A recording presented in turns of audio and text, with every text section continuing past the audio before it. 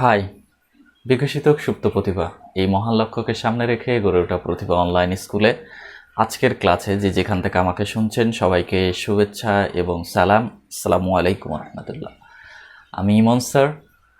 আজকে জিএসসি অর্থাৎ ক্লাস 8-এর বিজ্ঞানের অষ্টম অধ্যায়ের সেকেন্ড টিউটোরিয়াল হবে।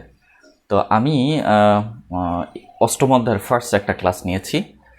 সেখানে বেশ কিছু বিষয় আলোচনা করেছি। যারা এখনও দেখেননি ক্লাসটা দেখে আসতে পারেন। ফার্স্ট ক্লাসে আমি প্রতীক সংকেত, যোজনী, রাসায়নিক সমীকরণ, সমতাকরণ এবং কতগুলো রাসায়নিক বিক্রিয়া অর্থাৎ এই পর্যন্ত ফার্স্ট ক্লাসে আলোচনা হয়ে গেছে। আজকে সেকেন্ড ক্লাস হবে। সেকেন্ড ক্লাসে রাসায়নিক বিক্রিয়া তাপশক্তির রূপান্তর থেকে হবে। ওকে, আর একটা কথা বলি যে আমার একটা কমিটমেন্ট আছে যে জিএসসির বিজ্ঞান বিষয়ক যে চ্যাপ্টারগুলো আছে সেগুলো সবগুলোর ভিডিও আপলোড করবে এবং অন্যান্য সাবজেক্টগুলো ইনশাআল্লাহ আস্তে আস্তে। তো যারা আমার ক্লাসগুলো ভালো লাগে অবশ্যই আমার সাথে থাকবেন এবং প্রত্যেকটা ক্লাসের কিছু কিছু ভিডিও দিয়েছি, যারা এখনও দেখেন নাই যদি প্রয়োজন মনে করেন অবশ্যই দেখে আসতে পারেন। তো ওকে, শুরু করা যাক ক্লাসটা। আজকে আমরা রাসায়নিক বিক্রিয়া তাপশক্তি রূপান্তর থেকে শেষ পর্যন্ত পড়ব। তো রাসায়নিক বিক্রিয়া কী জিনিস সেটা আমরা ফার্স্ট ক্লাসে কিন্তু আমি বলছি। এখন বলা হচ্ছে রাসায়নিক বিক্রিয়া তাপশক্তির রূপান্তর। কিসের? তাপশক্তির রূপান্তরটা আমরা জানি যে তাপের কি ধরনের পরিবর্তন বা রূপান্তর হয়। তো তাপশক্তির রূপান্তরের ভিত্তিতে রাসায়নিক বিক্রিয়াকে দুই ভাগে ভাগ করা যায়। ঠিক আছে, তাহলে কিসের আমি একটু লিখি যদি, যে তাপশক্তির রূপান্তরের ভিত্তিতে, এই রূপান্তরের উপর ভিত্তি করে বিক্রিয়াকে দুই ভাগে ভাগ করা যায়। একটা হচ্ছে তাপ উৎপাদী বিক্রিয়া, আর একটা হচ্ছে তাপ হারি বিক্রিয়া। ঠিক আছে, তাপ উৎপাদী বিক্রিয়া কাকে বলা হবে? যে রাসায়নিক বিক্রিয়া সংঘটিত হওয়ার পরে তাপ উৎপন্ন হবে এবং আমরা বিক্রিয়া পাত্রে স্পর্শ করলে বা সেখান থেকে দেখা যায় তাপের উৎপন্ন হচ্ছে, বিক্রিয়া পাত্র গরম লাগবে। তাহলে এটা হচ্ছে তাপ উৎপাদী বিক্রিয়া। আর তাপ হারি বিক্রিয়া কি? যে রাসায়নিক বিক্রিয়া সংঘটিত হওয়ার পরে বিক্রিয়ায় উৎপন্ন পদার্থর ক্ষেত্রে তাপ শোষণ হয়ে যাবে, অর্থাৎ তাপ হ্রাস পাবে। আমরা বিক্রিয়া পাত্রকে স্পর্শ করলে বা বিক্রিয়া থেকে দেখবো যে ওখানে শীতল হয়ে গেছে, ঠান্ডা হয়ে গেছে। ঠিক আছে, সেটা হচ্ছে তাপ হারি বিক্রিয়া। ওকে এভরিবডি, তাহলে আমরা দেখলাম যে রাসায়নিক বিক্রিয়ায় যে তাপশক্তির একটা পরিবর্তন আছে। এখানে তাপ উৎপন্ন হতে পারে, তাপ শোষণ হতে পারে, অর্থাৎ গরমও হতে পারে, ঠান্ডা হতে পারে। ক্লিয়ার? তো এরকম অনেকগুলো বিক্রিয়া আছে। যেমন ধরেন আমরা যদি মোম জ্বালাই, একটু আমি দেখাই যে মোমের দহন, আমি দহন বিক্রিয়া দেখাইয়েছিলাম। যদি এটা মোম হয়, এই মোমের যদি দহন করি, অক্সিজেন উপস্থিত দহন হয়ে সেখান থেকে আমরা দেখা যাচ্ছে কার্বন ডাইঅক্সাইড, জলীয় বাষ্প, আর কি হচ্ছে তাপ শক্তি এবং আলো শক্তি পাচ্ছি। ঠিক আছে, তাহলে এই যে তাপ শক্তি আসতেছে আর কি শক্তি আসতেছে? আলোক শক্তি আসতেছে। ঠিক আছে, তাপ এবং আলোক শক্তি আসতেছে এক্ষেত্রে। তাহলে এই যে তাপ আর আলো শক্তি তৈরি হলো বা আলোক শক্তি তৈরি হলো, এক্ষেত্রে কি হয়েছে? এটা একটা রাসায়নিক বস্তু, হাইড্রোকার্বন ছিল, বাট রাসায়নিক বিক্রিয়ার ফলে যে জিনিসটা হয়েছে, এখানে তাপ তৈরি হয়েছে এবং আলো তাপ তৈরি হওয়ার কারণে আমরা যদি মোমে হাত দিই, ও সো গরম, সো হট, অনেক গরম লাগবে, অর্থাৎ এখানে তাপ উৎপন্ন হয়।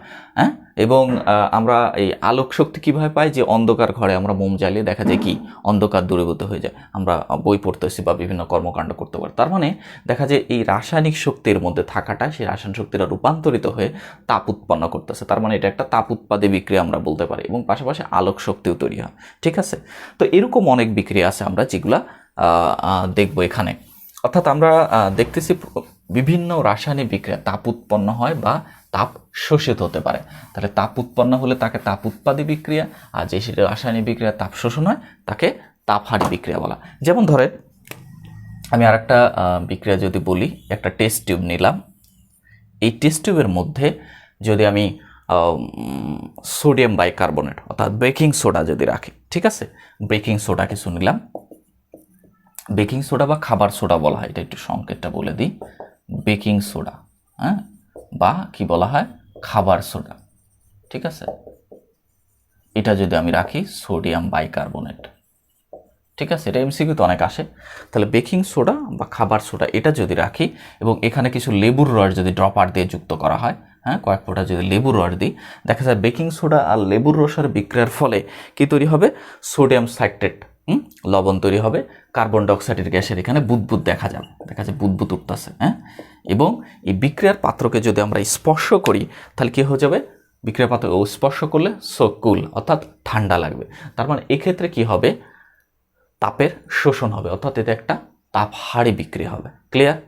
তাহলে আমি আবার বলতেছি যে বেকিং সোডা বা খাবার সোডার সাথে যদি লেবুর রস যুক্ত করি তাহলে দেখা যায় এই বিক্রিয়ার ফলে সোডিয়াম সাইট্রেট, কার্বন ডাইঅক্সাইড গ্যাসের বুদবুদ দেখা যাবে। হ্যাঁ, যে গ্যাসের বুদবুদটা হবে এটা হচ্ছে কার্বন ডাইঅক্সাইড গ্যাস, এটা উপরের দিকে উঠতে থাকবে, কার্বন ডাইঅক্সাইড গ্যাসের বুদবুদ পাবো আমরা। ঠিক আছে, এবং কি তৈরি হবে? পানি তৈরি হবে, H2। তো অর্থাৎ এবং আমরা বিক্রিয়া পাত্রকে যদি স্পর্শ করি তাহলে দেখা যায় ঠান্ডা লাগবে। হ্যাঁ, তার মানে এখানে কি তাপ শোষিত হয়েছে, হাত দিয়ে স্পর্শ করলে ও সো কুল, হ্যাঁ, এরকম সো ঠান্ডা। তার মানে আমরা এখানে বুঝতে পারতেছি এই বিক্রিয়া তাপের শোষণ হবে, অর্থাৎ এটা একটা তাপহারী বিক্রিয়া। ক্লিয়ার? এরকম আরেকটা বিক্রিয়া যদি আমরা দেখি যে এরকম একটা টেস্ট টিউব নিই। আচ্ছা, এখানে যে কার্বন ডাইঅক্সাইড গ্যাস তৈরি হয় এটার একটা প্রমাণও আছে যে আমরা জানি কার্বন ডাইঅক্সাইড গ্যাসটা আবার চুনের পানিকে ঘোলা করে। এটা আসলেই কার্বন ডাইঅক্সাইড গ্যাস কিনা, এই উৎপন্ন গ্যাসটাকে যদি আমরা চুনের পানি অর্থাৎ ক্যালসিয়াম হাইড্রোক্সাইডের মধ্যে যদি পরিচালনা করি এই কার্বন ডাইঅক্সাইড গ্যাসটা, তাহলে কি হবে? চুনের পানি ঘোলা হয়ে যাবে, ক্যালসিয়াম কার্বনেট প্লাস পানি। হ্যাঁ, অর্থাৎ এটা যে আসলে কার্বন ডাইঅক্সাইড গ্যাস সেটা আমরা বুঝতে পারবো যে কার্বন ডাইঅক্সাইড গ্যাস চুনের পানিকে ঘোলা করে।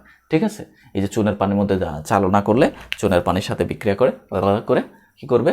ক্যালসিয়াম কার্বনেট এবং পানি তৈরি, অর্থাৎ চুনের পানি ঘোলা করে ফেলবে। এখন আরেকটা বিক্রিয়া আমি যদি একটু বলি, এরকম একটা টেস্ট টিউব নিলাম, টেস্ট টিউবের মধ্যে যদি আমি চুন নিই, চুন মানে কি? ক্যালসিয়াম অক্সাইড, অর্থাৎ ক্যালসিয়াম অক্সাইড চুন নিই, এবং সেখানে যদি ভিনেগার যুক্ত করি, ভিনেগার মানে কি? ইথানয়িক অ্যাসিড বা অ্যাসিটিক অ্যাসিড বলা হয়, যেমন এই সংকেত হচ্ছে CH3COOH। হ্যাঁ, এই চুনের সাথে যদি ভিনেগার বা অ্যাসিটিক অ্যাসিড বা ইথানয়িক অ্যাসিডের যদি বিক্রিয়া ঘটায়, দেখা যায় যে চুন হচ্ছে ক্যালসিয়াম অক্সাইড, ক্যালসিয়ামটা ধাতু আর এটা এক ধরনের অ্যাসিড, অ্যাসিডের হাইড্রোজেনকে প্রতিস্থাপন করে দেবে। তাহলে কি হবে? CH3COO টু ক্যালসিয়াম অ্যাসিডের লবণ প্লাস H2O পানি উৎপন্ন করবে। ঠিক আছে, তো দেখা যায় এই বিক্রিয়া হওয়ার পর আমরা যদি পাত্র স্পর্শ করি, ও সো গরম, সো হট, অনেক গরম লাগবে।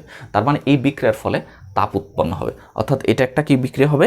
এটা একটা তাপ উৎপাদে বিক্রিয়া হবে। ওকে এভরিবডি, তাহলে আমরা দেখলাম যে কোনো বিক্রিয়ায় তাপ শোষণ হচ্ছে, অর্থাৎ ওটা তাপ হারি বিক্রিয়া, অর্থাৎ তাপ ওখানে হারিয়ে যাচ্ছে, তাপ হ্রাস পেয়ে যাচ্ছে, হ্যাঁ, তাপ শোষণ হচ্ছে, এই জন্য ওকে তাপ হারি বিক্রিয়া বলা হয়। আর কোনো ক্ষেত্রে তাপ উৎপন্ন হচ্ছে, যে কারণে এটাকে তাপ উৎপাদী বিক্রিয়া বলা হয়। এখানে আরেকটা কথা বলি, এই যে চুন ক্যালসিয়াম অক্সাইড আর এটা হচ্ছে ভিনেগার বা অ্যাসিটিক অ্যাসিড বা ইথানয়িক অ্যাসিড, এই অ্যাসিড আর এই চুনটা একটা ক্ষারক, এই বিক্রিয়া লবণ আর পানি তৈরি হয়েছে, যেটা আমি গত ক্লাসে কিন্তু প্রশমন বিক্রিয়া বলছিলাম।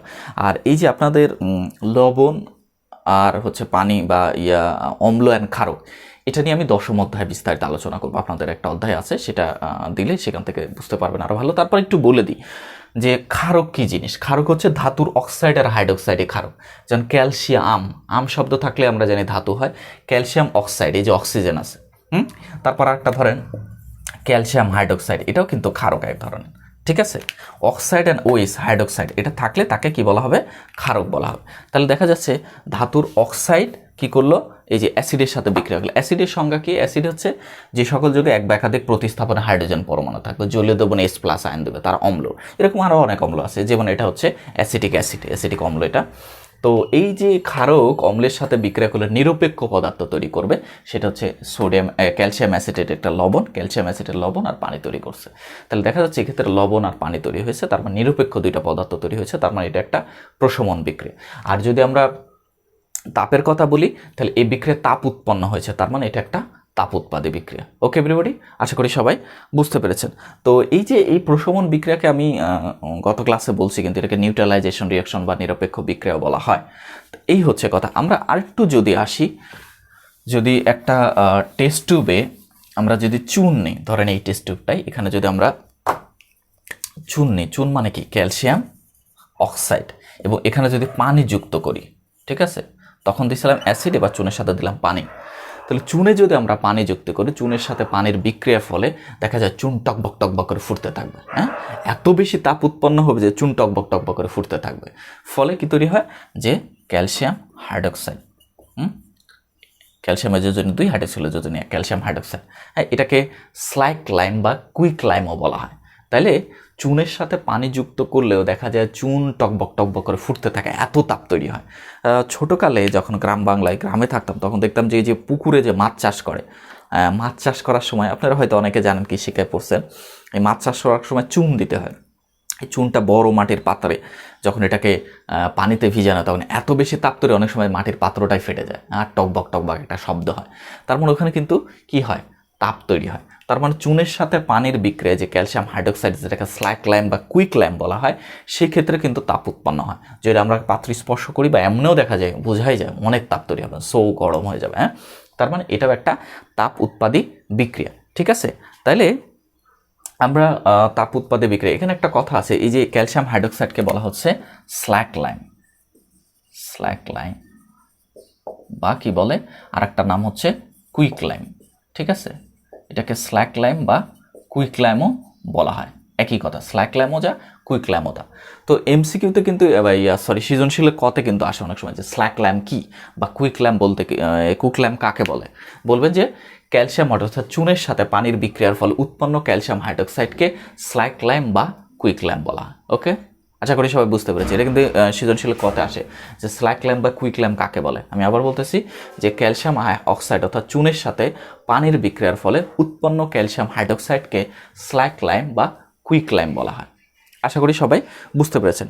এভাবে আমরা তাপ উৎপাদী এবং তাপহারী বিক্রিয়াগুলো শিখে গেলাম। তো এখানে আরেকটা বিষয় যেটা এমসিকিউতে অনেক আসে, আমি এই জিনিসটা একটু লিখে দিচ্ছি, যে এই সবগুলা জিনিসের একটা সংকেত হতে পারে, যেমন স্ল্যাক ল্যাম্প, কুইক ল্যাম্প। এখানে আরেকটা কথা আসে যে লাইম ওয়াটার কাকে বলে, লাইম ওয়াটার, লাইম ওয়াটার বা চুনের পানি কাকে বলে, এটাও কিন্তু সৃজনশীলের কতে আসে। হ্যাঁ, লাইম ওয়াটার বা চুনের পানি, যে এই যে উৎপন্ন হয়েছিল ক্যালসিয়াম হাইড্রোক্সাইড, হ্যাঁ, চুনের সাথে পানির বিক্রিয়া, এই যে ক্যালসিয়াম হাইড্রোক্সাইড তৈরি হয়েছিল, এই উৎপন্ন ক্যালসিয়াম হাইড্রোক্সাইডের সম্পৃক্ত জলীয় দ্রবণকে লাইম ওয়াটার বা চুনের পানি বলা হয়। অর্থাৎ এটা পানিতে, এই যে ক্যালসিয়াম হাইড্রোক্সাইড যেটা তৈরি হবে, এটা কিন্তু পানিতে সম্পূর্ণরূপে দ্রবীভূত নাও হতে পারে। সম্পৃক্ত মানে কি, সম্পৃক্ত মানে সম্পূর্ণরূপে দ্রবীভূত, কোনো অবশিষ্ট থাকবে না, একদম মিশে যাবে। তো যখন এই ক্যালসিয়াম হাইড্রোক্সাইডে, এই উৎপন্ন ক্যালসিয়াম হাইড্রোক্সাইডটা জলীয় দ্রবণে সম্পৃক্তভাবে দ্রবীভূত হয়ে যাবে, তখন ওই জলীয় দ্রবণকে লাইম ওয়াটার বা চুনের পানি বলা হবে। হ্যাঁ, এটা কিন্তু সৃজনশীল কথা আসে। লাইম ওয়াটার বা চুনের পানি কি, আমি আবার বলতেছি যে ক্যালসিয়াম হাইড্রোক্সাইডের সম্পৃক্ত জলীয় দ্রবণকে চুনের পানি বা লাইম ওয়াটার বলা হয়। ওকে এভরিবডি, তা আমি এখন এই সব বেশ কয়েকটা জিনিসের একই সংকেত হয়, এটা এমসিকিউতে আসে, যেমন কুইক লাইম, স্ল্যাক লাইম, তারপর হচ্ছে লাইম ওয়াটার, লাইম ওয়াটার। আপনারা এই খাতায় এই জিনিসটা বা বইয়ের মধ্যে এই জিনিসটা একটু লিখে নেবেন, লাইম ওয়াটার, তারপর আছে চুনের পানি, তারপর হচ্ছে মিল্ক অফ লাইম,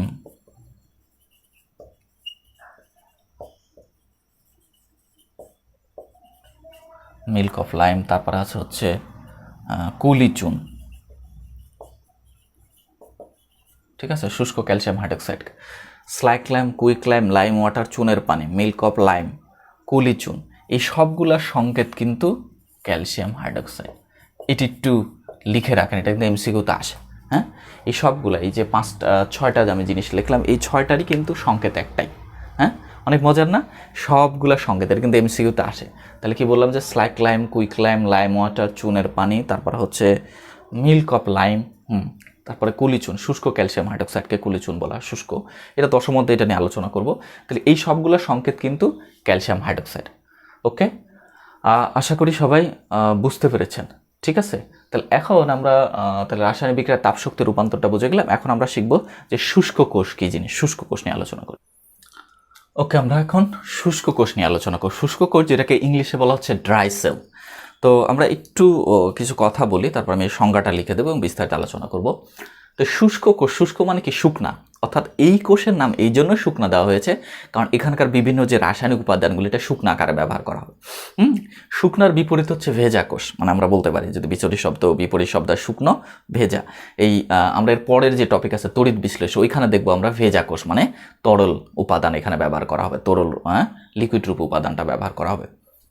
তো এই শুষ্ক কোষটা আমরা সাধারণত যে ব্যাটারি রিমোট কন্ট্রোল বা বিভিন্ন ব্যবহার করি সেটা হচ্ছে। তো শুষ্ক কোষ কিন্তু আসে এখানে কোশ্চেন যে বিগত আমরা 5 থেকে 7 বছরে যদি জিএসসির কোশ্চেন অ্যানালাইসিস করি সেখানে দেখা যায় আসে শুষ্ক কোষ কাকে বলে, এটা কিন্তু সৃজনশীল কথা আসে। আর বড় কোশ্চেন আসে যে শুষ্ক কোষের গঠন চিত্র বর্ণনা করে, এটা কিন্তু খুবই ইম্পর্টেন্ট একটা টপিক এটা। তো শুষ্ক কোষ সংজ্ঞাটা একটু লিখে ফেলেন যে তড়িৎ কোষের, দেখেন শুষ্ক কোষের সংজ্ঞাটা আমি লিখে ফেলছি। শুষ্ক কোষ কি? তাহলে যে তড়িৎ কোষের বিভিন্ন রাসায়নিক উপাদান থাকবে একটা তড়িৎ কোষের, যে তড়িৎ কোষের বিভিন্ন যেখান থেকে তড়িৎ তৈরি করা হবে এরকম, তাহলে যে তড়িৎ কোষের বিভিন্ন রাসায়নিক উপাদান শুকনো আকারে ব্যবহার করা, সাধারণত শুকনো আকারে ব্যবহার করা তাকে শুষ্ক কোষ বলা হয়। যেমন রিমোট কন্ট্রোল, তারপরে টর্চ লাইট, তারপরে বিভিন্ন খেলনা ইত্যাদিতে এইগুলোতে ব্যবহৃত যে ব্যাটারিটা, আপনারা সবাই ব্যাটারিটা দেখছেন, পেন্সিল ব্যাটারিগুলো দেখছেন না, ওই যে সানলাইট বা অলিম্পিক ইত্যাদি ব্যাটারিগুলো যে আছে, এটাই হচ্ছে আমাদের শুষ্ক কোষ বা ব্যাটারি। ঠিক আছে, এখন কোশ্চিন হয় এখান থেকে যে শুষ্ক কোষের গঠন চিত্র সহ ব্যাখ্যা করো। তাহলে আশা করি এই সংজ্ঞাটা বুঝতে পারছেন, লিখে নেবেন সবাই। দেন হচ্ছে যে শুষ্ক কোষের গঠন চিত্র সহ বর্ণনা করো, এটা আমরা কিভাবে জানবো? এই শুষ্ক কোষের গঠন চিত্র সহ বর্ণনা জানার জন্য আগে আমরা একটা চিত্র আঁকি শুষ্ক কোষের আগে। তো শুষ্ক কোষের চিত্রটা আঁকতে পারলে কিন্তু এটা বলতে পারবো কি কি দ্বারা গঠিত বা কেমন। তো শুষ্ক কোষ সাধারণত দেখেন, আমি যদি একটু সহজে আঁকি, মাঝ বরাবর একটা কার্বন দণ্ড থাকবে, তবে এই দণ্ডটা এমনভাবে স্পর্শ রাখতে হবে যাতে এটা এই পাত্রটাকে স্পর্শ না করে। এটা হচ্ছে জিঙ্ক বা দস্তার পাত্র। ঠিক আছে, আর এর মধ্যে যে উপাদানগুলো ব্যবহার করা হবে, এর মধ্যে যে উপাদানটা দেওয়া হবে সেটা হচ্ছে অ্যামোনিয়াম ক্লোরাইড, তারপরে হচ্ছে কয়লার গুঁড়া, মানে কার্বন যেটা আমরা বলতে পারি কয়লার গুঁড়া বা হচ্ছে কার্বন আর কি, তারপরে কি ম্যাঙ্গানিজ ডাইঅক্সাইড। এখানে এই রাসায়নিক উপাদানে এই 3টা রাসায়নিক উপাদান ব্যবহার করা। ঠিক আছে, আচ্ছা, আর কি এটা হচ্ছে জিঙ্ক বা দস্তার পাত্র, দস্তা। ঠিক আছে, জিঙ্ক, এটা এখানে এই উপাদানগুলো ব্যবহার করা হবে। আর এর এই পাত্রটা মাথাটাকে পিচ দ্বারা বন্ধ করে দেওয়া হয়। ঠিক আছে, তারপরে মাথায় একটা ধাতব টুপি পরানো হয়। ক্লিয়ার? এটা হচ্ছে ধনাত্মক প্রান্ত বা ক্যাথোড হিসাবে কাজ করবে এটা। আর এই জিঙ্কের এটা হচ্ছে ঋণাত্মক প্রান্ত বা অ্যানোড হিসাবে কাজ করবে। অ্যানোড কি ক্যাথোড কি বলবো এটা। আচ্ছা, এই যে এটা একটা ব্যাটারি তৈরি হয়ে গেছে। সহজে খুবই ইজিলি আমি একটা ব্যাটারির ছবি এঁকে ফেললাম। আশা করি বুঝতে পেরেছেন সবাই। ঠিক আছে, তাহলে এখন আসে যে একটা শুষ্ক কোষ বা ব্যাটারি গঠন চিত্র সহ বর্ণনা করা। তাহলে কিভাবে লিখবেন? এই যে আমি কিন্তু চিত্র একটা আঁকায় ফেলছি, তো বর্ণনাটা কিভাবে লিখবেন? ফার্স্টে লিখবেন যে শুষ্ক কোষ, যদি 3 মার্কসের কোশ্চেন আসে, আমি একটু বলতেছি মুখে, খুব মনোযোগ দিয়ে দেখেন যে কোশ্চেনটা কীভাবে অ্যান্সার করবে। যদি 3 মার্কসে থাকে বা 4 মার্কসে থাকে, যে লিখবেন যে শুষ্ক কোষ তথা ব্যাটারি হচ্ছে তড়িৎ রাসায়নিক এক বিশেষ কোষ যেখানে বিভিন্ন রাসায়নিক উপাদান শুকনো আকারে ব্যবহার করা হয়। ঠিক আছে, এবং এটা আমাদের জন্য ব্যাপক কাজে ব্যবহার করা হয়। দেন তারপর চিত্রটা আঁকবেন। চিত্র হচ্ছে কি শুষ্ক কোষ,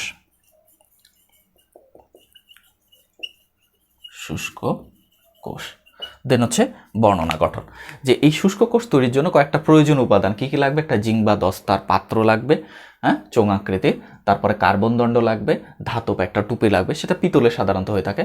তারপর হচ্ছে রাসায়নিক উপাদান অ্যামোনিয়াম ক্লোরাইড, কয়লার গুঁড়া আর ম্যাঙ্গানিজ ডাইঅক্সাইড, এগুলা গুঁড়া লাগবে, আর হালকা সামান্য পানি লাগবে। ক্লিয়ার?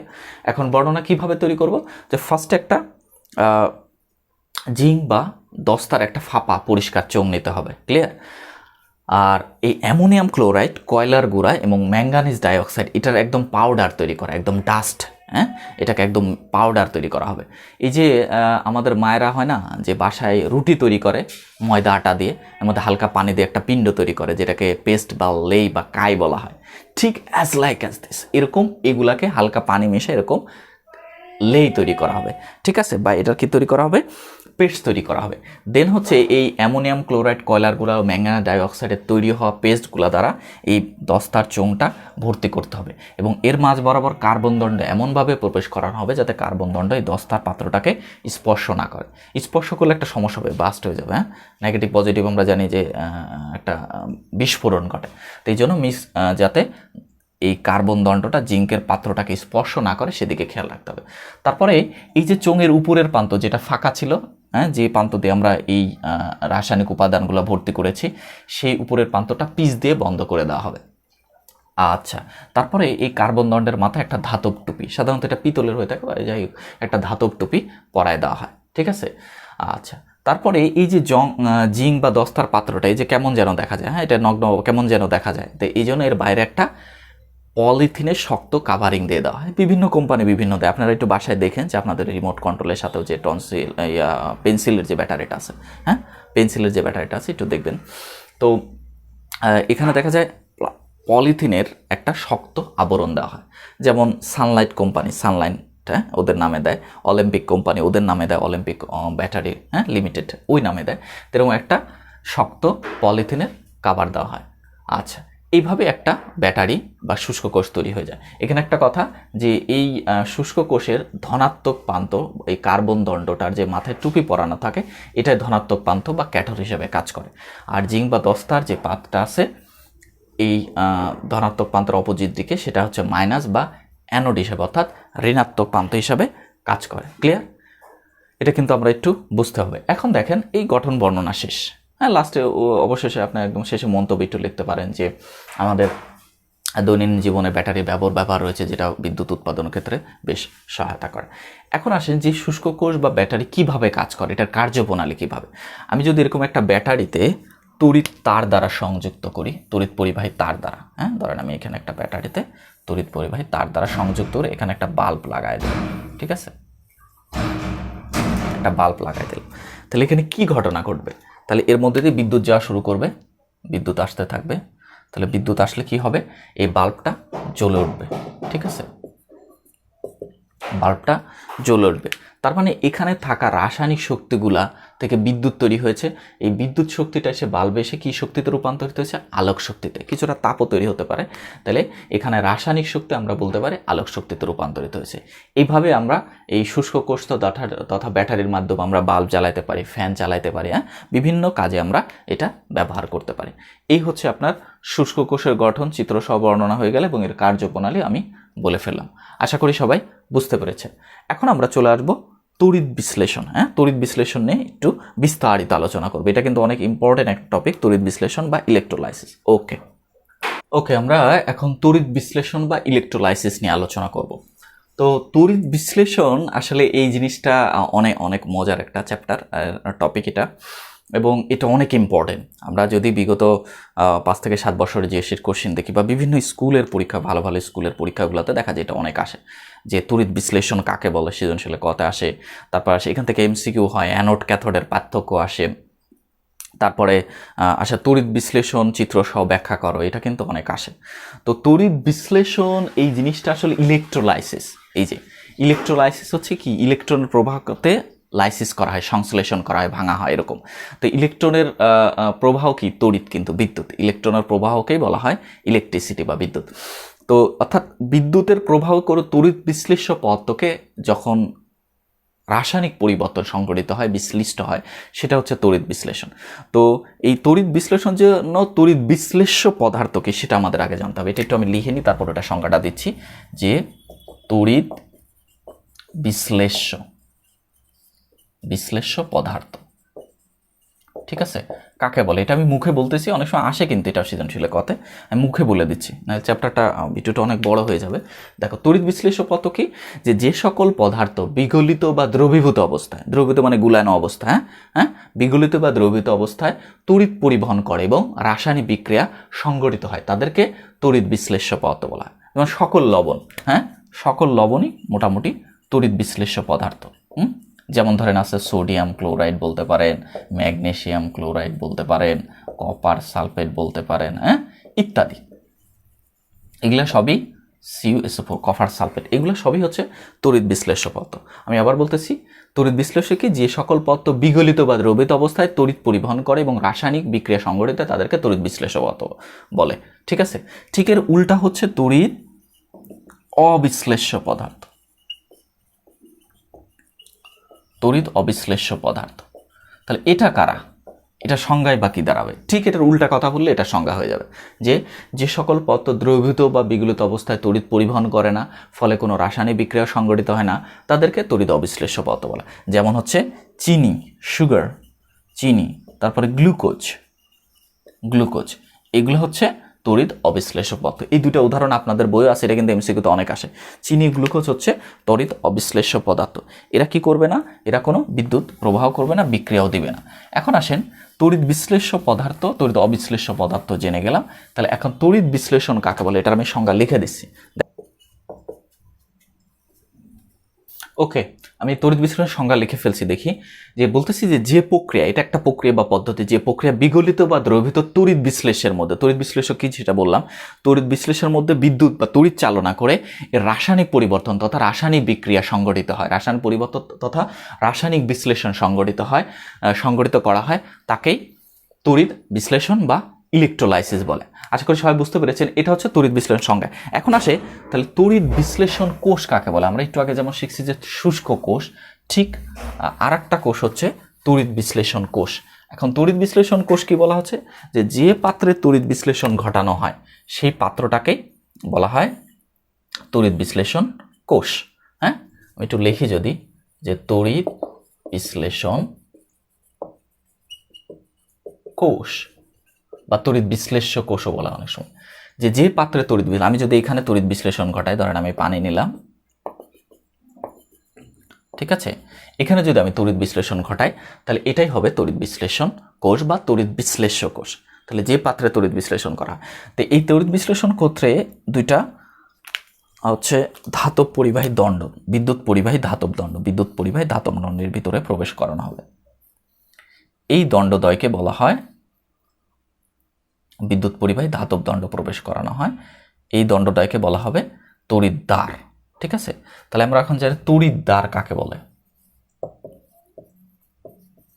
ইংলিশে যেটাকে বলা হয় ইলেকট্রোড। তড়িৎদ্বার বা ইলেকট্রোড কাকে বলে, ঠিক আছে, তড়িৎদ্বার বা ইলেকট্রোড কাকে বলে। ঠিক আছে, যে তড়িৎ বিশ্লেষণের সময় দুইটি বিদ্যুৎ পরিবাহী ধাতব দণ্ড ব্যবহার করা হয় তড়িৎ বিশ্লেষ্য দ্রবণের মধ্যে, এই দণ্ডদ্বয়কে তড়িৎদ্বার বলে।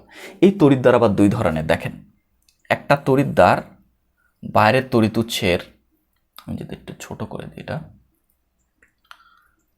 এটা হচ্ছে ব্যাটারির প্রতীক, বড় ছোট, তাহলে ধরেন এটা দিলাম, নেক্সট হচ্ছে এটার সাথে লাগলো, তাহলে এই বড়টা হচ্ছে ধনাত্মক, ছোটটা হচ্ছে ঋণাত্মক। ঠিক আছে, তো বলা হচ্ছে তাহলে তড়িৎদ্বার আমরা কয় ধরনের পেলাম, তড়িৎদ্বার হচ্ছে দুই ধরনের, একটা হচ্ছে কি অ্যানোড, আর একটা কি cathode. Okay everybody, anode and cathode. তাহলে এটা কিন্তু অনেক সময় আসে যে অ্যানোড ও ক্যাথোডের মধ্যে পার্থক্য, এটা খুব মনোযোগ দিয়ে বুঝি। তাহলে এই যে এটা আমি যেটা আঁকছি, এটা কিন্তু ব্যাটারির প্রতীক, যাতে এটা একটা শুষ্ক কোষ, এটা একটা ব্যাটারি। ঠিক আছে, তাহলে অ্যানোড কাকে বলা হচ্ছে, যে তড়িৎদ্বারটি তড়িৎ বিশ্লেষণ কোষের যে তড়িৎদ্বারটি বাইরের তড়িৎ উৎসের ধনাত্মক প্রান্তের সাথে যুক্ত থাকে তাকে বলা হয় অ্যানোড।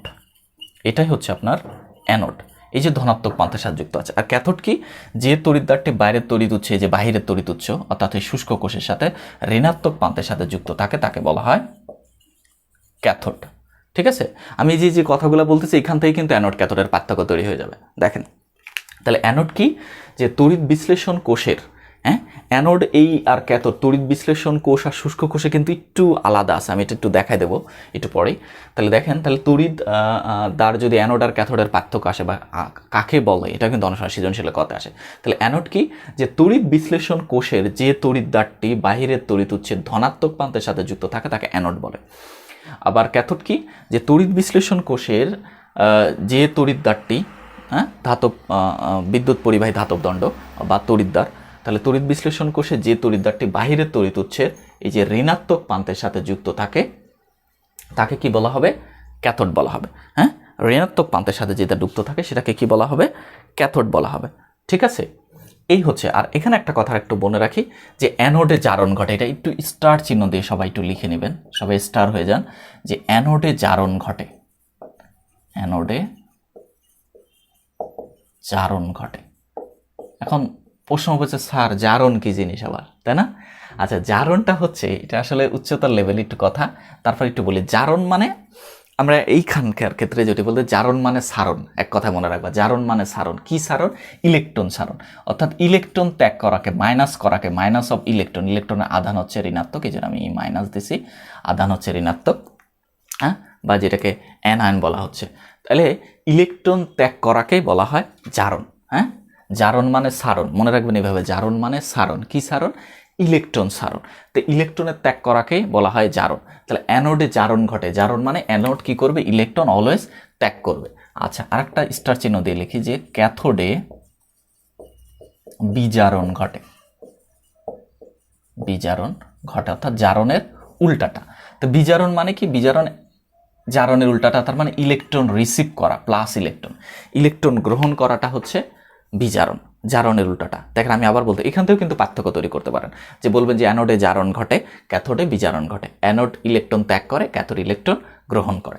ঠিক আছে, আচ্ছা, তাহলে অ্যানোডে জারণ মানে এইভাবে মনে রাখবেন, জারণ মানে সারণ। কি সারণ? ইলেকট্রন সারণ। অর্থাৎ অ্যানোডের ক্ষেত্রে ইলেকট্রন সবসময় ত্যাগ হবে। এই জন্য আপনাদের বই এরকম দেওয়া আছে, দেখেন যে ইলেকট্রন এভাবে দিয়ে দিয়েছে, আর এখানে ইলেকট্রন, যে ইলেকট্রন আদান মাইনাস, এই ক্ষেত্রে এই যে এখানে আসছে। ঠিক আছে, তাহলে অ্যানোড ইলেকট্রন ত্যাগ করতেছে আর ক্যাথোড ইলেকট্রন গ্রহণ করতেছে। তাহলে অ্যানোডে জারণ ঘটে, জারণ মানে সারণ। কি সারণ? ইলেকট্রন সারণ। ঠিক আছে, ইলেকট্রন ত্যাগ করে। আর ক্যাথোড ইলেকট্রন বিজারণ ঘটে, বিজারণ মানে ঠিক জারণের উল্টাটা, অর্থাৎ ইলেকট্রন গ্রহণ করে। আসলে জারণ বিজারণের দুইটা মতবাদ আছে, একটা আধুনিক মতবাদ আর একটা হচ্ছে ইলেকট্রনীয়, আধুনিক বা ইলেকট্রনীয় মতবাদ আর পুরাতন মতবাদ। তো এটা হচ্ছে আধুনিক বা ইলেকট্রনীয় মতবাদ অনুযায়ী কথাটা বলা হচ্ছে। এটা নিয়ে আপনাদের উচ্চতর ক্লাসে 9-10-এও আমি ভিডিও আপলোড করবো, যখন আপনারা যখন 9-10 উঠবেন, এটা নিয়ে আলোচনা আছে। এবং এই তড়িৎ বিশ্লেষণ কোর্স নিয়ে কিন্তু 9-10-এও আলোচনা আছে, আমি এটার ভিডিও দিব, আপনি একটু দেখে নেবেন। আর এই যে আয়নগুলা, যে প্লাস মাইনাস, এই আয়নগুলা নিয়ে কিন্তু আমি আপনাদের 6ষ্ঠ অধ্যায় পরমাণুর গঠন, এখানে আয়ন 2 ধরনের, ক্যাটায়ন, অ্যানায়ন, এই কথা কিন্তু বলেছিলাম। যারা 6ষ্ঠ অধ্যায়টা এখনও দেখেননি একটু দেখে আসতে পারেন, তাহলে আমার মনে হয় অনেকটা উপকার হবে। তাহলে অ্যানোড আয়ন হচ্ছে ঋণাত্মক আয়ন, ধনাত্মক আয়ন, এগুলো আসলে ভালো বুঝবেন। ঠিক আছে, তাহলে আমরা একটু বলি যে অ্যানোডে জারণ ঘটে, জারণ মানে সারণ। কি সারণ? ইলেকট্রন সারণ। আর ক্যাথোডে বিজারণ ঘটে, বিজারণ মানে ইলেকট্রন গ্রহণ। এই যে কথাগুলো জানলাম, এখন আসেন বড় কোশ্চেনে কি আসে। তাহলে আমরা তড়িৎ বিশ্লেষণ কোষ, তড়িৎ বিশ্লেষণ কাকে বলে, এখানে কি কি জিনিস থাকে সেটা একটু জেনে ফেলাম। এখন কোশ্চেন হবে যে ধরেন বললো যে সোডিয়াম ক্লোরাইডের তড়িৎ বিশ্লেষণ ব্যাখ্যা করো। সোডিয়াম ক্লোরাইডের তড়িৎ বিশ্লেষণ, এটা আপনাদের বইও আছে, বা এই টাইপের অনেকগুলো কোশ্চেন। ম্যাগনেসিয়াম ক্লোরাইডের তড়িৎ বিশ্লেষণ ব্যাখ্যা করো, হ্যাঁ, এটাও কিন্তু অনেক সময় আসে, যে ম্যাগনেসিয়াম ক্লোরাইডের তড়িৎ বিশ্লেষণ ব্যাখ্যা করো। একইভাবে হবে, হ্যাঁ, জিনিসগুলো কিন্তু একইভাবে হবে। আচ্ছা, আমি সোডিয়াম ক্লোরাইডের তড়িৎ বিশ্লেষণ করি। তাহলে এই তড়িৎ বিশ্লেষণের জন্য আমার যে যে জিনিসগুলো লাগবে, একটা পাত্র লাগবে, যে আমি পাত্র নিলাম, পরিমাণ মতো পানি, হ্যাঁ, 30 ml বা যাই হোক পরিমাণ মতো। আমার উদ্দীপকে দেওয়া থাকে যে এই পরিমাণ পানি, এই গ্রাম, এত গ্রাম হচ্ছে সোডিয়াম ক্লোরাইড, এর তড়িৎ বিশ্লেষণ চিত্র সব ব্যাখ্যা করো। এটা কিন্তু বড় কোশ্চেন আসে, বিগত বছরেও কিন্তু এই কোশ্চেনটা আসছে। ঠিক আছে, তাহলে দেখেন আমি যদি এরকম একটা কোশ্চেনে সলভ করি যে সোডিয়াম ক্লোরাইডের তড়িৎ বিশ্লেষণ, ধরেন আমি 100 মিলিলিটার পানি নিলাম, হ্যাঁ, সেখানে 20 গ্রাম হচ্ছে সোডিয়াম ক্লোরাইড নিলাম। তাহলে সোডিয়াম ক্লোরাইড যখন পানিতে নেব, সোডিয়াম হচ্ছে পানিতে আসার পর প্লাস হয়ে যাবে, ক্লোরিন মাইনাস হয়ে যাবে। কারণ আমরা সোডিয়াম ধাতু প্লাস হয়ে যায়, ক্লোরিন মাইনাস হয়ে যায়, হ্যাঁ, এরকম বিশ্লিষ্ট। Sodium plus chlorine minus, sodium plus chlorine minus, এরকম বিশ্লিষ্ট হবে। ঠিক আছে না? সোডিয়াম প্লাস ক্লোরিন মাইনাস, হ্যাঁ, ক্লোরিন মাইনাস সোডিয়াম প্লাস, এরকম ভাগ হয়ে যাবে। ঠিক আছে, এরকম ভাগ হয়ে যাবে। এখন আসেন এদের মধ্যে যদি এই যে একটা শুষ্ক কোষ বা ব্যাটারি এখানে আছে, ব্যাটারির সাথে যদি সংযুক্ত দেওয়া হয়, তাহলে কি ঘটনা ঘটবে, হ্যাঁ, কি ধরনের তড়িৎ রাসায়নিক বিক্রিয়া তথা বিশ্লেষণ বা পরিবর্তন ঘটবে আমরা একটু দেখি। তাহলে আমি কি করলাম, যে একটা পাত্র নিছি, পানি নিছি, এর মধ্যে সোডিয়াম ক্লোরাইড নিছি, আর এখানে দুইটা তড়িৎ পরিবাহী ধাতব দণ্ড, এই যে একটা দুইটা দণ্ড যুক্ত করছি, এবং দণ্ডটাকে একটাকে বাইরের তড়িৎ উৎসের ধনাত্মক প্রান্তের সাথে যুক্ত করছি, সেটা অ্যানোড হিসাবে কাজ করবে। আর একটা ধাতব দণ্ডটাকে তার আরেকটা তড়িৎদ্বারকে বাইরের তড়িৎ উৎসের ঋণাত্মক প্রান্তের সাথে যুক্ত করেছি, সেটা কি করবে? ক্যাথোড হিসাবে কাজ করবে। এবার আসেন মূল কথাটা, অ্যানোডে বিক্রিয়া। অ্যানোডে বিক্রিয়া, অ্যানোডে কি বিক্রিয়া হবে? সবাই একটু মনোযোগ দিয়ে দেখেন, এটা কিন্তু খুবই ইম্পর্টেন্ট। আর এটা বুঝতে পারলে এই পার্টটা অনেক টেস্টি লাগবে, অনেক মজা লাগবে। হ্যাঁ, অনেকে বলে স্যার এটা খুব কঠিন লাগে, কিন্তু দেখেন আজকে যদি ক্লাসটা খুব মনোযোগ দিয়ে দেখেন এই পার্টটা সবচেয়ে আরও ইজি লাগবে। এই কোশ্চেন আসলে আর ছাড়বেন না। হ্যাঁ, তাহলে অ্যানোডে বিক্রিয়াটা কি? অ্যানোড কোন প্রান্ত রে? অ্যানোড প্রান্ত হচ্ছে দেখেন ধনাত্মক প্রান্ত। তাহলে এই প্লাস প্রান্ত সবসময় কাকে আকর্ষণ করবে? মাইনাসকে, আর বলবে কাছে আসো। তাহলে এই যে মাইনাসকে আকর্ষণ করে তার কাছে নিয়ে নেবে। ক্লোরিন মাইনাস এই মাইনাসকে আকর্ষণ করবে। তাহলে অ্যানোডের বিক্রিয়াটা কি? Seal chlorine minus. তা এখন আমি অ্যানোডে কি বলছি? অ্যানোডে জারণ ঘটে। জারণ মানে কি? সারণ। সারণ মানে কি? ইলেকট্রন সারণ, ইলেকট্রনের ত্যাগ। তাহলে ক্লোরিন মাইনাস মাইনাস করে দেবে কি? ইলেকট্রন। তাহলে আমার কাছে ধরো, আমি এটা ষষ্ঠ অধ্যায়ে কথাগুলো বলছিলাম, যে আমার কাছে ধরো কারোর থেকে আমি 2 টাকা নিয়েছি বা 1 টাকা নিয়েছি, তাহলে 1 ঋণী হয়ে গেছি, মাইনাস হয়ে গেছি। যখন আমি তাকে 1 টাকা আবার ফেরত দেবো, আমার কি আর মাইনাস থাকবে? না, আমার আর মাইনাস থাকবে না। সো দেখেন ক্লোরিন মাইনাস ছিল, কিন্তু যখন ও মাইনাস করে দেবে একটা ইলেকট্রন, মাইনাস কখন আদান হয়? এটা কিন্তু আমরা বলছি যে ইলেকট্রন গ্রহণ বা ত্যাগের ফলে যে অবস্থা তৈরি হয়, এটাকে আদান বা আয়ন বলে। হ্যাঁ, ইলেকট্রন গ্রহণ করলে ঋণাত্মক হয়, হ্যাঁ, আর দান করলে ধনাত্মক হয়। ঠিক আছে, তাহলে ও ক্লোরিন মাইনাস আদান ছিল। যখন মাইনাস করে দেবে একটা ইলেকট্রন, অর্থাৎ ইলেকট্রন একটা ছেড়ে দেবে, অর্থাৎ যখন জারণ ঘটবে, জারণ মানে সারণ, ইলেকট্রন ছেড়ে দেবে, তখন কি আর মাইনাস থাকবে? না, এটা হচ্ছে ক্লোরিন পরমাণুতে পরিণত হবে। এখন ক্লোরিন পরমাণু একটা না তো, অনেকগুলো ক্লোরিন পরমাণু আছে এখানে। তাহলে আমরা জানি 2টা ক্লোরিন পরমাণু যুক্ত হয়ে পাশাপাশি কি হয়? Cl2, অর্থাৎ ক্লোরিন গ্যাস তৈরি হয়ে যাবে। হ্যাঁ, আর গ্যাসের ধর্মই কি? ঊর্ধ্বমুখী, সে উড়াল দিবে আকাশে না। তাহলে দেখা যায় কিছুক্ষণ পরে এই অ্যানোডে ক্লোরিনের বুদবুদ আমরা দেখতে পাবো। ক্লোরিন বুদবুদ বুদবুদ আকারে উঠতে থাকবে। ওকে এভরিবডি, তাহলে আমরা এই কিছুক্ষণ পরে অ্যানোডে ক্লোরিনের বুদবুদ দেখতে পারবো। এই হচ্ছে অ্যানোডের বিক্রিয়া শেষ। এবার আসেন ক্যাথোডের বিক্রিয়া। ক্যাথোডে কি বিক্রিয়া হবে? ক্যাথোডে বিক্রিয়াটা দেখেন কি হবে। তাহলে ক্যাথোড কোন প্রান্ত? ক্যাথোড হচ্ছে ঋণাত্মক প্রান্ত। যে তড়িৎদ্বারটি বাইরে তড়িৎ উৎসের ঋণাত্মক প্রান্তের সাথে যুক্ত থাকে তাকে ক্যাথোড বলে। তাহলে ক্যাথোড যেহেতু ঋণাত্মক প্রান্ত, মাইনাস থাকে, তাহলে এ কাকে আকর্ষণ করবে? প্লাসকে। বলবে কাছে আসো, প্লাসকে ধরে নেবে, তাই না? এটাই তো নিয়ম, মাইনাস প্লাসকে, প্লাস মাইনাসকে আকর্ষণ করবে। তাহলে আমরা দেখতে পাচ্ছি ক্যাথোডের দিকে কোন আদানটা যাচ্ছে? সোডিয়াম প্লাস, প্লাস আদানটা যাচ্ছে। তাহলে ক্যাথোডের বিক্রিয়া সোডিয়াম প্লাস। এখন আমি বলছি ক্যাথোডে বিজারণ ঘটে। বিজারণ মানে কি? ইলেকট্রন গ্রহণ। তাহলে প্লাস, এই যে ইলেকট্রন নেবে, ইলেকট্রন ছাড়ছে, ইলেকট্রন নিচ্ছে। তাহলে সোডিয়াম যখন প্লাস একটা ইলেকট্রন নিবে, আমি ধরো কাউকে 1 টাকা দিয়েছি, সেটি আমার প্লাস। হ্যাঁ, আমি যে কোনো সময় তার থেকে নিয়ে নিতে পারবো 1 টাকা, তার তো ধার দিছি। হ্যাঁ, যখন আমি নিয়ে নেব তখন কি আর আমার আদান থাকবে? প্লাস না, থাকবে না। ঠিক যখন সোডিয়াম প্লাস একটা ইলেকট্রন নিয়ে নিল, সোডিয়াম তখন ধাতু হয়ে গেল। ঠিক আছে, সো তখন ক্যাথোডে সোডিয়াম ধাতুর একটা প্রলেপ তৈরি হতে থাকবে। এখানে ধূসর বর্ণের আর কি, সোডিয়ামের প্রলেপটা ধূসর হয়, এখানে সোডিয়াম ধাতুর একটা প্রলেপ পড়তে থাকবে। ঠিক আছে, এটা হচ্ছে ক্যাথোডে বিক্রিয়া। তবে এই যে সোডিয়ামের প্রলেপ পড়ার পরে সোডিয়াম একা থেমে থাকবে না, ওর একা একা ভালো লাগবে না। ও এই যে পাশে থাকা পানির মধ্যেই তো হাবুডুবু খাচ্ছে, পানির সাথে করবে, বলবো আসো আমরা 2জন মিলে একটা বিক্রিয়া করি। কি করবে ও? এই সোডিয়াম আবার H2O পানির সাথে যুক্ত হয়ে sodium hydroxide plus hydrogen gas তৈরি করবে। আর গ্যাসের ধর্মই কি? ঊর্ধ্বমুখী, সো উড়াল দিবে আকাশে। সো আমরা কিছুক্ষণ পরে ক্যাথোডেও হাইড্রোজেন গ্যাসের এরকম বুদবুদ দেখতে পাবো। তো ফার্স্টে আমরা অ্যানোডে কিন্তু আমরা বুদবুদ দেখতে পারবো, কিছুক্ষণ পরে আমরা ক্যাথোডেও এরকম হাইড্রোজেন গ্যাসের বুদবুদ দেখতে পারবো। বুঝতে পারছেন সবাই? আমরা কিছুক্ষণ পরে আমরা ক্যাথোডেও হাইড্রোজেন গ্যাসের বুদবুদ দেখতে পাবো। এই হচ্ছে অ্যানোডের বিক্রিয়া, ক্যাথোডের বিক্রিয়া। এইভাবেই সোডিয়াম ক্লোরাইড, এই লবণটার বা এই যৌগটা তড়িৎ বিশ্লেষণ সংঘটিত হয়। আশা করি সবাই বুঝতে পেরেছেন। ক্লিয়ার হয়েছে? তাহলে আমরা সহজেই এই তড়িৎ বিশ্লেষণের প্রক্রিয়াটা আমরা বুঝে গেলাম যে কিভাবে সোডিয়াম ক্লোরাইডের তড়িৎ বিশ্লেষণ করা হয়। আশা করি সবাই বুঝতে পেরেছেন। এইভাবে ধরেন ম্যাগনেসিয়াম ক্লোরাইড একইভাবে বিক্রিয়া হবে, ম্যাগনেসিয়াম প্লাস হবে, ও অ্যানোডের দিকে যাবে। হ্যাঁ, আর ম্যাগনেসিয়াম প্লাস হবে, সে হচ্ছে ক্যাথোডের দিকে যাবে, আর ক্লোরিন মাইনাস হবে, সে হচ্ছে অ্যানোডের দিকে যাবে। ঠিক আছে না? একইভাবে এই ম্যাগনেসিয়াম ক্লোরাইডের বা কপার সালফেট বলেন, একইভাবে তড়িৎ বিশ্লেষণ সংঘটিত হয়। ওকে এভরিবডি, তাহলে আমরা সহজেই অ্যানোড অ্যান্ড ক্যাথোডের মাধ্যমে তথা তড়িৎ বিশ্লেষণ কোষের মাধ্যমে তড়িৎ বিশ্লেষণ প্রক্রিয়াটা জেনে গেলাম। এখন এখানে আরেকটা কথা আছে যে স্যার এই যে অ্যানোড অ্যান্ড ক্যাথোড এটা সহজে মনে রাখতে কষ্ট হয়, তাহলে আমি একটু পদ্ধতি শিখাই দিই আপনাদের, একটু গল্প পড়ে শোনাই। হ্যাঁ, এটা একটু গল্প শোনাই দিই, দাঁড়ান। তাহলে অ্যানোড অ্যান্ড ক্যাথোডটা আমরা কিভাবে মনে রাখতে পারবো, এটাকে তো আমি বলছি অ্যানোড। অ্যানোড, ঠিক আছে, যে তড়িৎদ্বারটি বাইরে তড়িৎ হচ্ছে ধনাত্মক প্রান্তের সাথে যুক্ত থাকে সে হচ্ছে অ্যানোড। তাহলে অ্যানোড আর ক্যাথোড আমরা কিভাবে মনে রাখবো, তাহলে এটা মনে রাখার জন্য একটা ছোট্ট গল্প শোনাই দিই, ঠিক আছে। গল্পটা কি, গল্পটা শোনাই দিই। এই যে আমার হচ্ছে প্রতিভা অনলাইন স্কুল, তাই কোনো একদিন আমি দেখলাম কোনো এক গার্ডিয়ান তার আরেক গার্ডিয়ানকে বলতেছে যে আপা আমার বাচ্চা তো 8-এ পড়ে কিন্তু বিজ্ঞান পড়তেই চায় না, বিজ্ঞান তার এত ভয় লাগে, মানে তার কাছে বিজ্ঞান খুবই ভয়ঙ্কর জিনিস, সে বিজ্ঞান পড়তেই চায় না, ঠিক আছে। তো তখন আরেকজন আপা বলতেছে কেন আপা, এই যে বললো যে কেন আপা,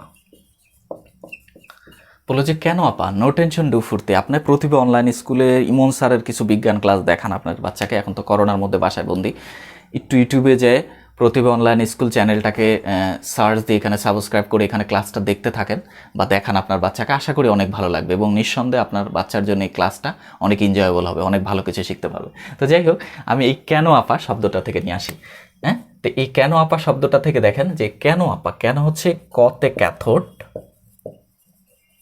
আর দন্তের নতে নেগেটিভ, নেগেটিভ, ঠিক আছে, অর্থাৎ ক্যাথোডটা সবসময় নেগেটিভ প্রান্তের সাথে যুক্ত থাকবে। এই যে এটা হচ্ছে তড়িৎ বিশ্লেষণ কোষের ক্ষেত্রে বলছি, কিন্তু তড়িৎ বিশ্লেষণ কোষ, এই তড়িৎ বিশ্লেষণ কোষের ক্ষেত্রে কিন্তু এই কথাটা, ঠিক আছে, তড়িৎ বিশ্লেষণ কোষ বা তড়িৎ বিশ্লেষণ প্রক্রিয়ার ক্ষেত্রে ক্যাথোডটা হবে সবসময় নেগেটিভ প্রান্তের সাথে, আর আপার হচ্ছে অ্যানোড, সরেয়াতে হচ্ছে অ্যানোড, আর পথে হচ্ছে পজিটিভ, ঠিক আছে। সহজেই তাহলে আমরা মনে রাখতে পারবো কেন আপা হচ্ছে ক্যাথোড নেগেটিভ আর অ্যানোডটা হচ্ছে পজিটিভ। এই যে দেখেন অ্যানোডটা হচ্ছে পজিটিভ, আমি বলছি অ্যানোডের সংজ্ঞা যে তড়িৎদ্বারটি বাইরে তড়িৎ উৎসে ধনাত্মক প্রান্তের সাথে যুক্ত থাকে সেটাকেই অ্যানোড বলা হয়, ঠিক আছে। তার মানে অ্যানোড হচ্ছে পজিটিভ প্রান্ত তড়িৎ বিশ্লেষণ কোষে। আবার ক্যাথোডের সংজ্ঞা কি বলছিলাম, যে যে তড়িৎদ্বারটি তড়িৎ বিশ্লেষণ কোষের যে তড়িৎদ্বারটি বাইরে তড়িৎ উৎসের ঋণাত্মক প্রান্তের সাথে যুক্ত থাকে তাকে ক্যাথোড বলা হয়, তাহলে ক্যাথোডটা নেগেটিভ। এটা হচ্ছে তড়িৎ বিশ্লেষণ কোষে। আর শুষ্ক কোষের ক্ষেত্রে ঠিক উল্টাটা, একটু মাথায় মনে রাখেন যে শুষ্ক কোষ বা ওই যে ব্যাটারি এটা ঠিক উল্টাটা, শুষ্ক কোষের ধনাত্মকটাই হবে ক্যাথোড, ঠিক আছে, আর ঋণাত্মক প্রান্তটা হবে অ্যানোড, যেটা আমি একটু আগে শুষ্ক কোষটা কিন্তু পড়াই দিছি। তো আশা করি সবাই তাহলে তড়িৎ বিশ্লেষণ কোষ, এর মাধ্যমে তড়িৎ বিশ্লেষণ কিভাবে সংঘটিত হয়, অ্যানোড কী জিনিস, ক্যাথোড কী জিনিস, অ্যানোড কিভাবে বিক্রিয়া করে, ক্যাথোড কিভাবে বিক্রিয়া করে, অ্যানোড ও ক্যাথোডের মধ্যে পার্থক্য, আমরা সহজে কিভাবে অ্যানোড অ্যান্ড ক্যাথোডকে চিনতে পারি, হ্যাঁ, সেটা কিন্তু আমি এখানে একটা ছোট্ট গল্প দিয়ে ছন্দ দিয়ে বোঝাই দিলাম যে কেন আপা। হ্যাঁ, তাহলে হচ্ছে ক্যাথোড নেগেটিভ আর অ্যানোডটা সবসময় পজিটিভ প্রান্তর সাথে যুক্ত থাকবে, ঠিক আছে, অ্যানোডটা হচ্ছে পজিটিভ। আর একটু একটু বলতে পারি যে এই যে অ্যানোডের দিকে যাচ্ছে কি, অ্যানোডের দিকে যাচ্ছে অ্যানায়ন, এই যে ঋণাত্মক আয়নগুলো যাচ্ছে, তাহলে অ্যানোডে যায় কিন্তু ঋণাত্মক আয়ন, ক্লোরিন মাইনাস, এটাকে ওই যাবে অ্যানোডের দিকে যাবে, তাই না। তাহলে ঋণাত্মক আয়নকে কি বলা, অ্যানায়ন, তাহলে অ্যানায়ন যাবে অ্যানোডের দিকে। আর সোডিয়াম প্লাস এটাকে আমরা বলি কি, ক্যাটায়ন, তাহলে ক্যাটায়ন কই যাবে, ক্যাথোডের দিকে যাবে, ঠিক আছে। এভাবে আপনি মনে রাখতে পারেন। তাহলে অ্যানোডের দিকে যাবে অ্যানায়ন, অ্যানায়ন হচ্ছে অ্যানোড প্লাস এই জন্য মাইনাসকে আকর্ষণ করবে, আর ক্যাথোড হচ্ছে মাইনাস এই জন্য সে প্লাসকে আকর্ষণ করবে। তাহলে আমরা এইভাবে অ্যানোড ক্যাথোড এবং এই অ্যানোড ক্যাথোডের সাথে শুষ্ক কোষে অ্যানোড ক্যাথোডের কি ডিফারেন্স, টোটালি উল্টা, সেই জিনিসটা আমরা জেনে গেলাম। তো আশা করি সবাই এই যে রাসায়নিক বিক্রিয়ার তাপশক্তির রূপান্তর, তারপরে শুষ্ক কোষ এবং তড়িৎ বিশ্লেষণ ইলেকট্রোলাইসিস, আশা করি আজকের পর থেকে আর কারো সমস্যা থাকার কথা না।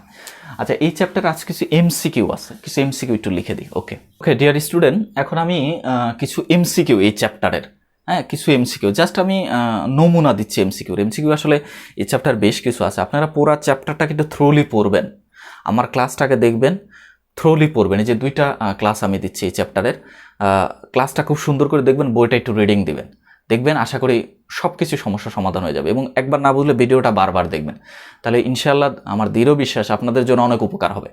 তো আচ্ছা, এমসিকিউ কিছু দেখি, যেমন ধরেন ফার্স্ট একটা এমসিকিউ, যে পানির গাঠনিক সংকেত কীরূপ, আমি আপনাদের দেখাইছিলাম ফার্স্ট ক্লাসে পানির গাঠনিক সংকেত কৌণিক আকারের হয়, যেমন এই যে এইভাবে দেখাইছিলাম যে অক্সিজেন, হাইড্রোজেনের দুইটা থাকে, এরকম কৌণিক আকারের হয়। হ্যাঁ, এটা কিন্তু এমসিকিউ আসে অনেক সময়।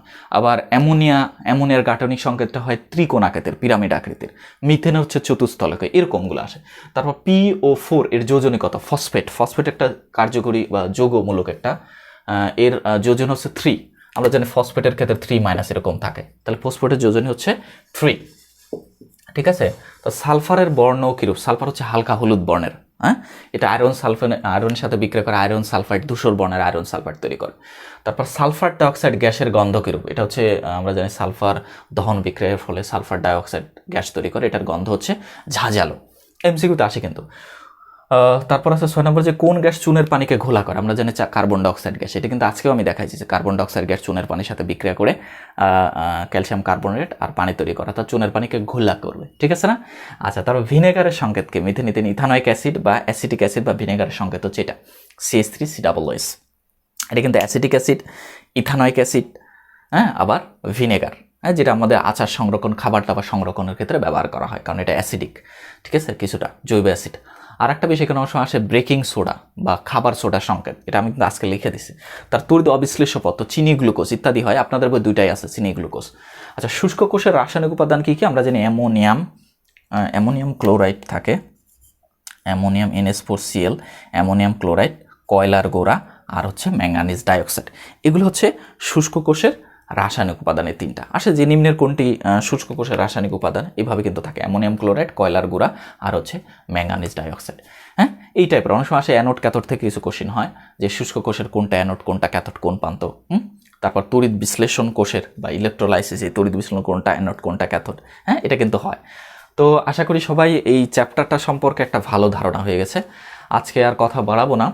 তারপরেও আপনারা যারা আমার ক্লাসগুলো দেখেন, এই ক্লাসটা দেখার পরে অষ্টম অধ্যায়টা কিন্তু অনেক ইম্পর্টেন্ট।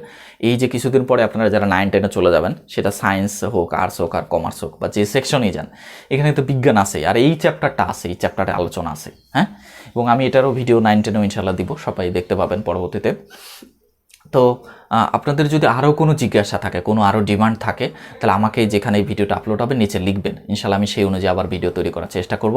আমি চাই আপনাদের একটা ভালো উপকার হোক, আগামীতে ভালো কিছু করার একটা উৎস খুঁজে পান, হ্যাঁ, ভালো মানুষ হওয়ার কিছু অনুপ্রেরণা পান।